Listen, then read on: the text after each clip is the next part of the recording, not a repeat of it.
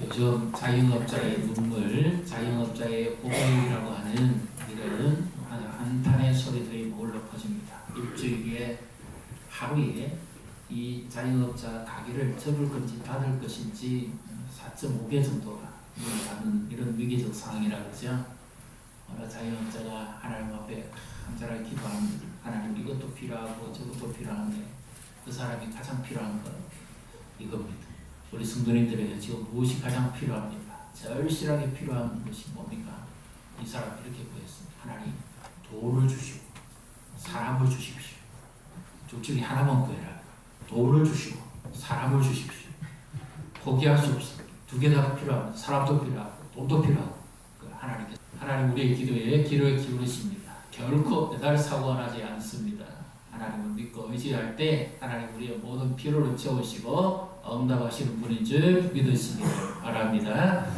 오늘 이 말씀을 들으시고 내게 가장 필요한 것이 무엇인가? 지금 우리 가정에 가장 필요한 것, 우리 교회에 가장 필요한 것, 우리 자녀들에게 가장 필요한 것이 무엇인지를 발견하고 그 주님을 만나시는 복된 예배가 되시기를 주님의 이름으로 축복합니다. 이스라엘과 지금 하마스 전쟁이 더 본격화되고 있죠. 인생 자체가 전쟁입니다. 지금은 사느냐 버티느냐 이 이야기들을 받느냐 버티느냐 마느냐 이런 갈등들이 많습니다. 가계당 부채가 올라가고 그 다음에 이 예기치 않은 코로나 이후에 계속해서 금리도 올라가고 지금 물가가 상승 살아가는 자체가 지금 전쟁입니다. 그래서 우스갯소리를 하는 말이지만 이게 다 시사성이 반영되어져 있는 말이죠. 지금은 숨 쉬는 데만 해도 200만 원이 필요하다잖아요. 매월. 그만큼 지출이 많다는 겁니다. 그래서 지금은 이런 식으로 돌아갑니다. 안 먹자 차라리.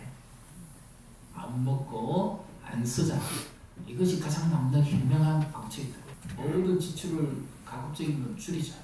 허리띠를 졸아매고 어떻게 해서든지 한 푼이라도 덜 쓰자. 물가 절약입니다. 이 어렵고 힘든 때에 우리는 지난 수수감시 축제를 하면서 또 감사주일을 지나면서 많은 분들이 기도하고 또 물질로 하나님 앞에 드렸는데 참 얼마나 감사할 일이 아닌지 너무 힘든 때 하나님을 의지하고 믿음으로 드린 대로 하나님이 복을 주시고 앞으로도 더 충만하게 주시기를 축복합니다. 오늘 이 말씀 잘 보시면 아사가 하나님 앞에서 남유다에서 그런 대로 믿음을 잘 지켰던 초반에 아주 신실한 모습을 보입니다. 13장에부터 보게 되면 아사의 그 태우 사을 숭배하고 이렇게 하니까 그것을 그냥 박살을 내가지고 그 왕을 쫓아내버립니다. 그렇게 했던 이유는 오직 하나님만 바라보겠다 하는 믿음의 결단이 있었습니다. 유다는 그 당시에 굉장히 약했고 북쪽 이스라엘이 11지파의 그 기업을 가졌으니까 훨씬 더 강성했습니다. 외부에서 쳐들어오면 감당할 힘이 없는 그렇게 약한 나라였습니다. 요즘 사람들이 이런 말을 자주 합니다. 눈물만 나고 주저앉고만 씻고 일어설 힘이 없습니다. 그만큼 상황이 절망적이고 절박하다는 거죠. 이래야 될지 저렇게 해야 될지 도무지 판단도 안 설 뿐만 아니라 힘이 없으니까 자꾸만 주저앉고만 싶다. 그렇게 그 어려운 때에 하나님을 의지하고 믿음에 바로 서서 하나님 중심의 이 통치를 하고 있습니다. 그런데 그때 난데없이 큰 어려움이 닥칩니다. 지금 우리처럼 코로나의 그 어려운 가운데서 믿음을 잘 지키고 있네 왔는데 그 여파가 지금부터 다시 불이 붙기 시작합니다. 지금은 이스라엘, 하마스, 우크라이나, 러시아는 뭐 포탄과 총쏘인 아비규환 속에서 이 전쟁이 터지고 죽음의 공포와 두려움에 빠져 있지만 우리는 포탄과 총탄이 아닌 예기치 않는 이 지금 전쟁을 하고 있습니다. 물가와의 지금 전쟁을 하고 있습니다. 이 11월 통계청의 발표에 의하면요, 물가 지수가 작년에 지난해 같은 달보다 거의 4% 가까이 올랐다고요. 그러니까 이게 지금 보통 수치상의 계산이 아니죠. 얼마 전까지만 해도 괜찮다고 그랬는데 우리가 얼마나 힘들고 어려운지 우리 자신이 더 잘 알고 있습니다. 한마디로 이 인생은 전쟁입니다. 입시도 전쟁이죠. 전쟁. 육아도 전쟁. 사업도 전쟁이고 전쟁 아닌 것이 하나도 없습니다. 살아가는 자체가 보면 전쟁입니다. 경쟁이다 못해 전쟁입니다. 살느냐 죽느냐 이것이 문제. 근데 하나님이 그 아사의 중심을 보셨다면 그래 적극이 좀 쳐들어오더라도 이것은 그 아버지 때나 선조 때 하나님 앞에 잘못했을 때 하나님께서 주로 외세의 침략을 받게 하고 포로도 끌려가게 하고 그렇게 하지요. 하나님이 아사의 중심을 보셨다면 좀 사울만한 상대를 좀 보내주셔야죠. 이렇게 100만 대군에 100만 대군 말이 100만이지 엄청나지 않습니까? 그 다음에 병거가 300대 같은 유선을 치면 우리 뭐 탱크랑 장갑차입니다. 그 당시에 낙타도 제대로 없고 양도 제대로 없는 가운데 이 탱크와 장갑차고 한번 싸운다 생각해 보십시오. 감당할 방법이 있겠습니까? 도무지 감당할 방법. 그래서 아사는 분명히 알 것은 알고 모를 것은 모릅니다. 잘 보시면 아사가 이런 고백을 합니다. 11절을 같이 읽습니다. 아사가 그의 하나님 여호와께 부르짖어 이르되 여호와여 힘이 강한 자와 약한 자 사이에는 주밖에 도와주리가 없사오니 우리 하나님 여호와여 우리를 도우소서. 우리가 주를 의지하오며 주의 이름을 의탁하옵고 이 많은 무리를 치러 왔나이다. 여호와여 주는 우리 하나님이시오니 원하건대 사람이 주를 믿지 못하게 하옵소서 하였더니 여호와여 힘이 강한 자와 약한 자와 싸우면 누가 이기느냐? 이거는 아이들한테 물어봐도 다 압니다. 강한 자가 이기죠. 전쟁에 무기 많고 군사력 뛰어난 나라가 이기죠. 전쟁이 하루 이틀 끝나지 않잖아요. 장기전입니다. 그러면 많이 준비하고 많이 갖춘 나라가 이길 수밖에 없습니다. 이게 상식적인 것이죠. 근데 아사가 지금 이 상식적인 것을 그대로 인정을 합니다. 자기는 너무 약하기 때문에 도와줄 리가 필요하다는 거죠. 우리에게는 지금 누가 도와줘야 됩니다. 집안이 잘 되려면 하다 못해 뒤산에 여우라도 도와줘야 된다.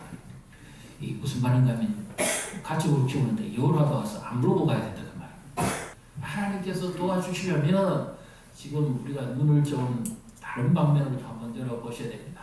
하나님 내가 원했던 것을 주시고 내가 원했던 것을 내려주시고 그것만 생각하지 마시고 안전사고 각종 위험으로부터 하나님 나를 지켜주신 것도 우리가 감사해야 되고 그동안에도 하나님 은혜 가운데 이겨낼 수 있었던 것도 감사해야 되고요. 안 빼앗긴 것도 감사해요. 내가 분명히 잘못했는데 하나님이 도우셔서 안 빼앗기게 하시고 나가는 순간순간이 지금 다 살얼음판이고 폭탄 위를 지나가는 것 같습니다. 어렵습니다. 이때에 도와줄 자가 누구인지 여기 돕는다 하는 이 표현을 하고 있죠. 11절에 주밖에 도와줄 리가 없다. 여기 돕는다는 말은 쉽게 말해서 이와 같은 표현입니다. 지원해준다. 나를 지지해줄 자가 필요하다. 싸우는데 자신은 힘이 없으니까 다른 나라에서 원조가 온다든지 힘이 있는 국가에서 이렇게 지원해준다든지 지금 그렇잖아요. 우크라이나가 힘이 없는데 처음에 우리가 생각했을 때는 러시아가 이길 것 같은데 털고 끝날 것 같은데 외부에서 지원을 해주니까 상황이 달라져 버리잖아요. 우리 인생에도 이런 경우가 많지요. 신앙 안에도 이런 일들이 많습니다. 나는 분명히 이것도 안 되고 저것도 안 되고 부족했는데 힘도 없었고 실력도 안 되고 여건도 안 되고 모든 것이 안 됐는데 그런데 지원해 주는 분이 계신 그 모든 상황 가운데 하나님이 지원해 주시고 지지해 주니까 그것이 되는 겁니다. 믿습니까?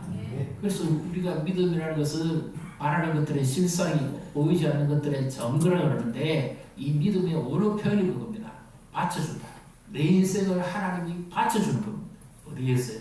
말씀 위에서. 내가 말씀 위에 서 있을 때 하나님께서 내 인생을 바쳐줍니다. 아사가 하나님의 말씀 위에 서니까 지원군이 필요한데 그 100만 대군과 이 300의 철병거가 맞설 힘이 없는데 하나님이 받쳐주십니다. 그러니까 이길 수 없는 전쟁을 이겨버립니다.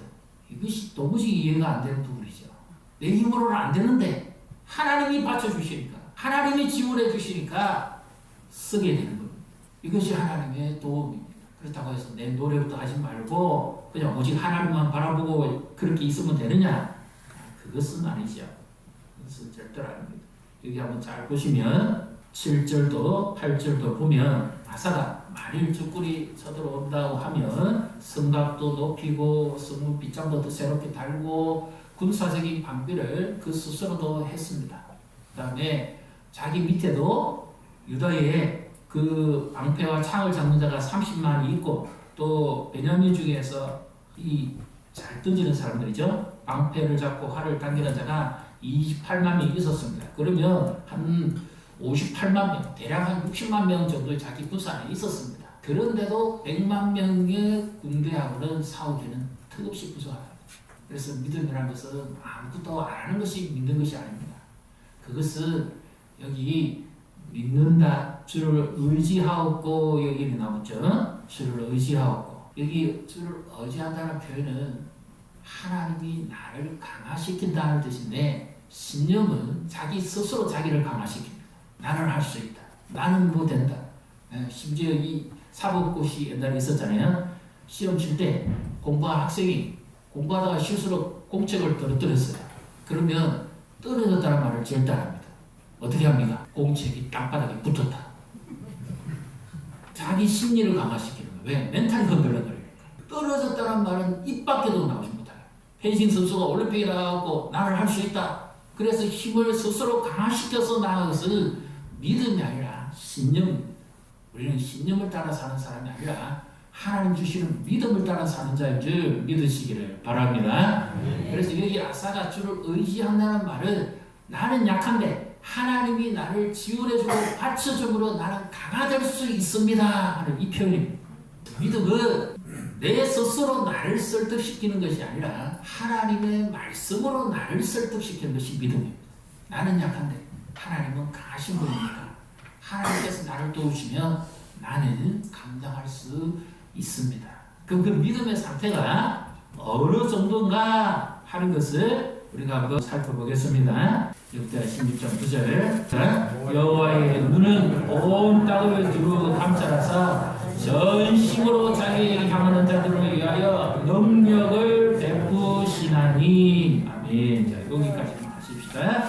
여호와의 눈은, 하나님의 눈은 주로 성경에 보면 은혜적 측면과 관련이 많습니다. 하나님의 은혜를 베풀 때 하나님의 눈으로 많이 표현하죠. 그래서 온 땅을 두루 살피시는데 그 다음에 문제입니다. 뭐죠? 전심으로 자기에게 향하는 자들을 향해서. 여기 전심은 온전히 주만 바라본다 하는 의미인데요. 하나님이 주시는 믿음으로 100% 의지하는 것을 말합니다. 인간적인 방패나 술수를 쓰지 않는 겁니다. 아사가 노후에 왕이 오래 있었을 때 하나님보다는 심지어 사람을 의지하고 군사를 의지합니다. 자기가 북쪽에 바하사라는 강력한 왕이 쳐들어오니까 겁이 나서 이 북쪽보다도 더 위에 있는 암몬, 지금의 시리아죠. 그 지역의 왕에게 가서 뇌물을 바쳐가면서 원조에 도움을 받고. 과거에는 안 그랬죠. 처음에 아사가 왕이 올랐을 때는 오직 하나님만 바라봤습니다. 그러니까 100만 대군도 하나님이 막아주셨고 철병거 300대도 이길 수 있도록 막아주셨어요. 그런데 어떻게 된 시간이 지나고 나니까 믿음이 전심이 아니라 안심이 되어버립니다. 옆에 보시고 축복하십시다. 전심으로 하나님을 의지합시다. 반말하는 걸쳐서 안 됩니다. 나는 뭐로 가도 천국만 가면 좋겠다. 천국만 가면 좋겠다. 어떻게 생각하십니까? 아, 이분이 그래도 천국을 사모하고 믿음으로 사시는 분이구나 판단이 됩니까? 아니면 천국만 가면 좋겠다? 이 말의 의미는 무슨 뜻이죠? 이 땅에서 마음대로 누리다가 마지막 죽을 때 천국만 가면 좋겠다? 어떤 생각이 드십니까? 이 하나님을 전심으로 의지하는 사람일까요? 세상도 누리고 다 누리고 마지막 죽을 때 천국만 가면 된다. 심보가 아주 이상한 심보입니다. 하나님 그 마음을 안 보시겠습니까? 하나님은 무엇을 살피시는 분입니까? 마음을 살피시는 분이죠. 전심으로 온전한 마음으로 하나님을 향해서 하나님을 찾는 자를 하나님이 살피시고 그에게 능력을 주신다. 이길 수 없는 상황이었는데 능력의 부여자가 누구신가? 이것이 바로 하나님을 찾고 의지하는 자에게 위로서부터 주시는 힘이라는 사실을 믿으시기를 바랍니다. 뭐로 가도 천국만 가면 된다. 반인간 반지구입니다.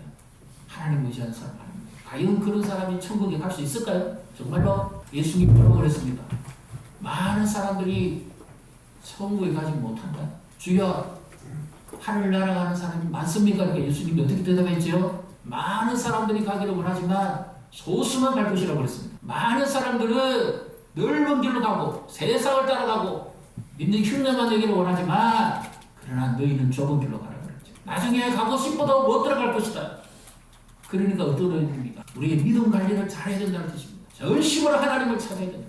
천국의 문을 열고 닫는 분이 예수님인데 그분이 직접 말씀하십니다. 적은 자가 들어갈 것이다. 하나님의 도우심이 없이는 우리 인생도 신앙도 어떤 것도 보장할 수 없죠. 127절에 여호와께서 함께하지 않는 가정은 무너질 것이고 여호와께서 세우지 않는 습은 무너질 것이고 너희가 일찍 일어나며 늦게 자고 수구의 떡을 먹으니 다 헛되다. 이 말의 의미는 역설적이죠. 어떤 의미입니까? 그러니까 하나님을 경외하고 믿음 위에 바로 서라는 뜻입니다. 순수한 믿음으로 하나님을 의지해야 합니다. 어떤 그 콘테스트 이제 평가하는 심사위를 평가하는 그 내용을 한번 본 적이 있는데요. 이분이 이런 이야기를 합니다. 자기는 갈록이 굉장히 많은 사람입니다. 그런데 이제 그 분야에 예술 분야에 입문하는 사람을 보고 평가를 하는데 그분이 이런 평가를 합니다. 나는 오늘 정말 내 자신을 돌아보는 시간이 되었다. 당신의 그 순수함이 나를 매료시켰다. 내게는 순수함이 없다. 시간이 지나다 보니까 이 테크닉은 있고 요령은 있지만 순수함을 잊어버렸다. 그런데 오늘 당신의 그 공연 속에서 나는 나 자신을 돌아봤다. 당신은 다른 사람이 가지지 못한 놀라운 무기를 가지고 있다. 그 순수함이다. 오늘 이것을 하나님이 우리에게 평가한다고 한번 생각해 보십시오. 하나님이 심판대에 있어서 우리의 믿음을 평가한다고 해요. 여러분 믿음에 테크닉은 있고 요령은 있는데 순수함이 없구나. 신앙의 행위는 있는데 순수함이 없구나. 전심으로 나를 찾지 않는구나. 세상도 좋고 이것도 좋고 죽어서 천국만 오면 된다고 하나님이 평가하시.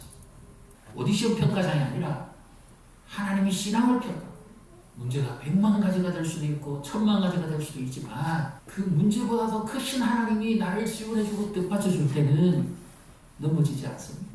돈이 문제가 아니에요. 물질이 문제가 아닙니다. 이 물질 때문에 집안 사업이 일어나고 현장은 다툼이 벌어지고 작은 사고가 생기고 심지어 보십시오. 최근에 물질 때문에 남자가 여자가 됐다. 여자가 남자가 됐다. 세상에 이런 세상이 어디 있습니까? 전부 욕망 때문에. 세상을 따라가려면 한이 없습니다. 만족이 결코 없습니다. 하나님은 전심으로 자기를 찾는 자에게 이기지 못할 싸움을 이기게 해주시고 받쳐주시는 그런 줄 믿으시기를 바랍니다. 문제가 아니에요. 내가 하나님을 전심으로 찾지 않는 것이 더 큰 문제입니다. 지금 영의정에서 단숨 소리가 나옵니다. 닫아야 될지 접어야 될지 엎어야 될지 다시 딴 걸 해봐야 될지 인간적인 머리를 아무리 굴려도 답이 없습니다. 하나님이 답이죠. 저밖에 도울 자가 없습니다. 어떤 분이요. 연세가 좀 많이 드셨는데 자기의 신앙을 자기 스스로 평가해보니 이런 고백을 합니다. 한번 생각이 나니까 그 의조 그대로 한번 해볼게요. 하나님 한번 따라해 보십시오. 하나님 지금까지는 제가 근성으로 믿었습니다. 이제 제대로 한번 믿어보겠습니다. 이 사람 솔직한 분이죠. 하나님 앞에서 자기 자신이 어떤 믿음을 해왔는지 자기 스스로 발견한 거잖아요. 하나님 내가 지금까지는 근성으로 믿었습니다. 근성이 무슨 말입니까? 성부의 기질로 믿었다는 말입니까? 대충 믿었다는 말이지. 믿는 흉내만 내고 왔다 그 말입니다. 그런데 이제 제대로 한번 믿어보겠습니다. 신앙을 평가하는 그 하나님 앞에서 정말 이제 내가 내 신앙에 있어서 제대로 한번 믿어보겠습니다. 그러니까 어떻게 해요? 하나님 도와주십시오. 질병 앞에서 두렵습니다. 위기 앞에서 답답합니다. 길이 보이지 않습니다. 그러니까 문제가 큰 것이 아니라 자기 자신이 하나님 앞에서 어떻는지를 제대로 발견한 겁니다. 하나님 지금 내가 지금까지 하나님 믿고 의지한다고 해왔는데 근성으로 믿었어요. 제대로 한번 믿어보겠습니다. 이 표현을 쓰면 오늘 여기 나오는 말씀에 의하면 뭐죠?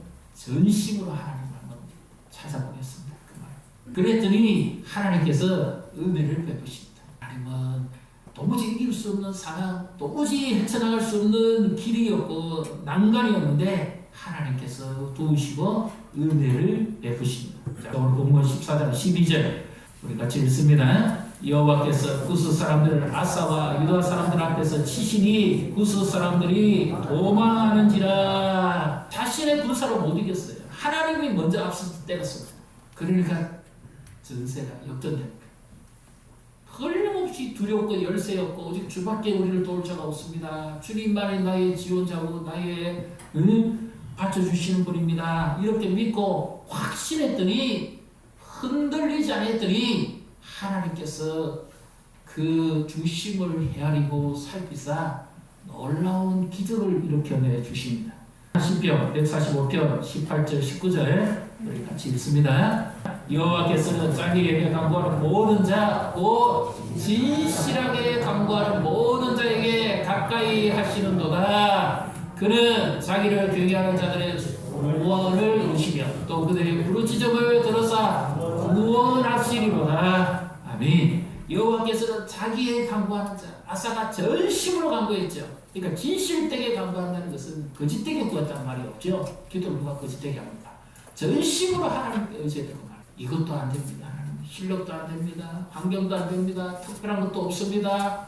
돈도 없습니다. 건강도 좋지 못합니다. 어떤 거 하나 여유 있는 것이 없습니다. 이 물가의 전쟁, 인생의 전쟁, 입시와의 전쟁, 이 모든 상황에 살아가는 순간순간의 전쟁에서 오직 주만 바라볼 뿐입니다. 그렇게 고백을 했더니 하나님께서 은혜를 베푸시고 완전히 놀라운 일을 일으켜 주십니다. 역대하 26.5절에 보면 이 우시야 왕도 그렇고요.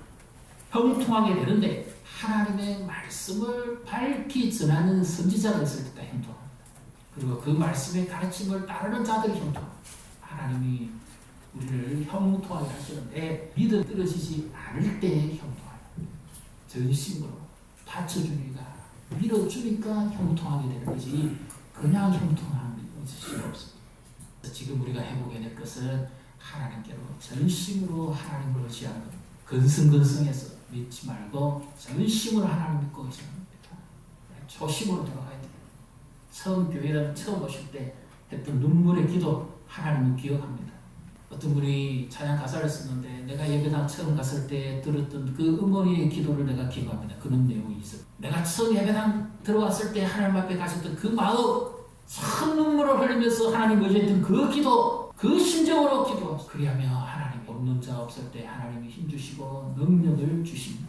요셉은 모든 상황을 하나님이 뒤집어서 고난과 고통과 감옥의 인생살이에서 형통한 인생으로 하나님 바꿔주셨어요. 하나님을 의지할 때 하나님이 내 손을 들어주시고 전심으로 하나님을 찾을 때 하나님이 귀를 기울여주시고 하나님만 바라볼 때 하나님이 도우시고 능력을 베풀어 주실 줄 믿으시기를 바랍니다. 인생의 전쟁, 삶의 전쟁, 모든 전쟁 상황 가운데 하나님께서 뜻받쳐 주실 때 우리는 승리할 수 있습니다. 이 하나님을 능력을 의지하시고 흔들리지 말고 초심으로 돌아가서 주만 바라보고 의지하고 하나님이 기뻐하시는 이 아름다운 신앙의 열매도 맺고 좋은 소문도 나고 이 하나님이 함께 하시는 형통함을 누리시기를 주님의 이름으로 축복합니다.